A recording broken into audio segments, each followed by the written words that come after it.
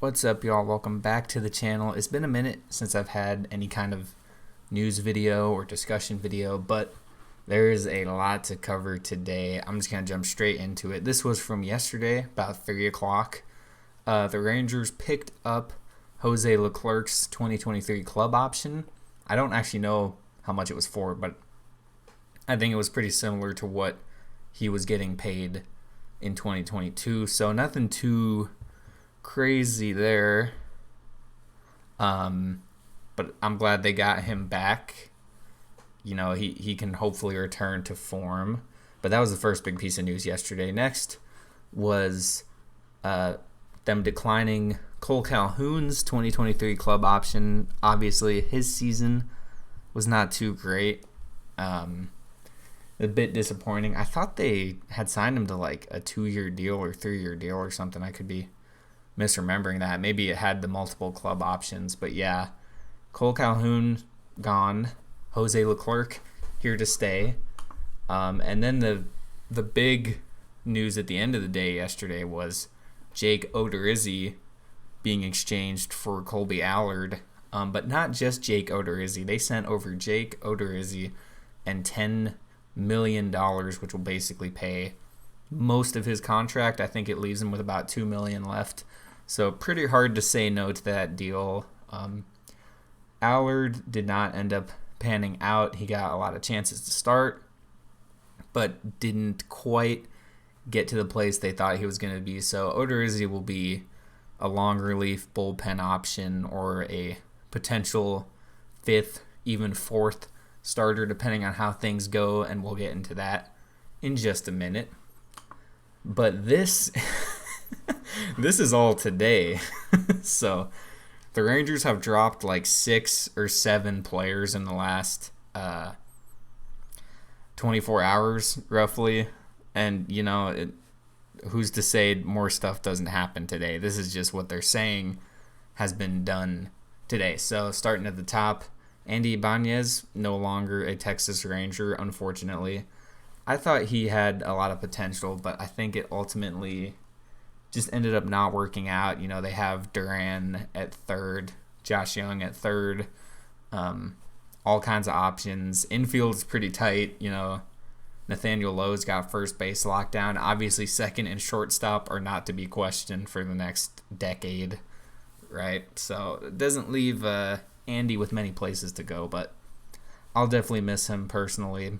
He was a fun player to watch, and just couldn't quite get the bat going at all of the right times. I saw someone describe him as a 4A player, as kind of a riff on he's between AAA and MLB, and I suppose that might be the truth, but I don't know. Wish the best to him. Tyson Miller, which many of y'all probably don't remember him even being here, and same with Drew Stroman. Miller got claimed by Milwaukee, Stroman acquired by San Francisco through the claim, and Vioria also to San Francisco on the same claim. Tinoco was assigned to AAA, and then Mitch Garver, Brad Miller, Josh Sorbs, and Eli White all activated off of the 60-day IL. I would be shocked if Brad Miller stays here, but we'll see. Obviously, Garver was in the Connor Falefa trade that ended up being between 3 teams. Went from the Twins to the Yankees, Connor Falefa did. So Sorbs, he's had the injury as well as just overall command issues sometimes. I mean, in 2020, he was really good. I remember that. Don't really remember 2021. Could be getting it mixed up with somebody else, so correct me there if I'm wrong. And then Eli White, absolute menace in the outfield, but the bat has not quite been there either. However, you know, you got to have guys on the roster just to have depth. So I think if you had to pick between Brad Miller and Eli White, I would keep Eli White.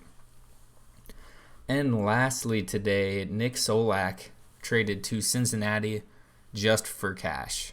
No players involved there, because with the Odorizzi and Colby Allard trade, that was, yeah, we'll give you some money. so you can pay for Odorizzi. But this one's just, hey, Cincinnati, you want to give us some money, and Nick Solak will join your team. So lots of very interesting moves made today, cleaning out house, so to speak, if you want to put it that way. Because about an hour ago, free agency is officially open, and I'm literally just checking my phone constantly to see if I'm missing updates. There have not been any any signings at all yet. I think the biggest was Robert Suarez re-signing with the Padres to like a 5-year deal. And other than that, some qualifying offers got put out. And that brings us to our next topic, though. On that note, they did extend Perez a 1-year, $19.65 million qualifying offer, and 19.65 is just what the qualifying offer is nowadays. It's like a thing set by, I want to say, the Players Association or something. I don't know the details fully there, to be honest with you. But it's a number that is set. It's not like one a team can pick. So they want to try to bring him back on another year. He's got 5 days to accept it. And Kennedy Landry here, which, by the way, I highly recommend following her for Rangers news, mentioned that Jacob deGrom and Carlos Rodon both got qualifying offers, but Kershaw didn't, which is actually surprising to me. I assume in his case, maybe they don't want to pay him that much. He got $17 million in 2022. I don't know why they wouldn't. I just don't know why they wouldn't.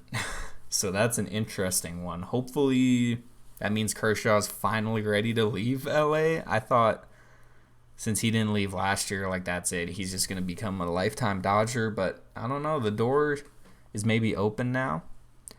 On the front of DeGrom and Rodon, though, I know the Rangers are heavily interested in Rodon and heavily interested in DeGrom. There was a report from multiple people, but I believe the biggest one was SNY TV, which is the network that the Mets are shown on. And they tweeted that DeGrom reportedly said that he wants to play for Texas. Not just that he's, he'll see what Texas is up to. No, he wants to be a Ranger. And I'm trying to pull up the tweet on my other screen. There's a couple different examples here of DeGrom saying this. Here's the two that I wanted to pull up. So let me bring these tweets over. Professional YouTuber here. So this is the one from SNY. He said, Jacob deGrom has reportedly let the Rangers know that he is interested in signing with them. And then another report from John Heyman, who is New York Post, multiple New York people reporting this. So, and then, you got people in the comments being like, Rangers, blah, blah, blah, blah, blah, blah, blah. People just always find a reason to not like the Rangers. Let the fans do the job of hating on the team. They get enough crap from everybody else. So, anyway, went a little bit off the rails on this video at the end, but those are the main roster updates today. A slew of people moved around today. Perez awaiting his qualifying offer decision, and then DeGrom to Texas could be a thing. We'll have to find out and wait and see. Hopefully soon, but as I mentioned, free agency has been open for about an hour and a half, so I wouldn't expect anything today. I predict, though, definitely before the end of the month, maybe even before Thanksgiving, because after last year's debacle, if players they're not going to wait after what happened last year. And yes, I know this year is not a year that they have to worry about that agreement, the CBA, but you just never know. COVID happened, CBA agreement thing happened, so you just never know. It's better to sign while you have the chance. So let me know who y'all want to see them sign in the comments. And just buckle up is all I got to say, because Chris Young is cooking something, and we're going to find out what it is very soon. Thanks for watching, and I'll talk to you all later.